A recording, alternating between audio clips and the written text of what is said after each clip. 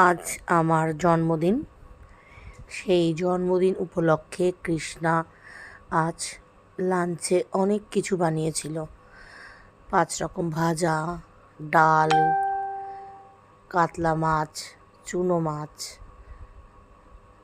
Mutton, চাটনি, পাঁপড়, দই, 5 রকম মিষ্টি, সর্বোপরি পোলাও। আমার ভীষণ পছন্দ পোলাও আর এই মাটনটা ওর হাতের। খাওয়ার দেখেই আমার মাথা ঘুরে গেছিলো গাইস, খাবো কি? খাওয়ার দেখেই আমার পেট ভরে গেছিলো। তারপরে ওকে বললাম, তুই তোর থালাটা নিয়ে চলে আয়, আমার খাওয়ার থেকে তোর হয়েও বেশি।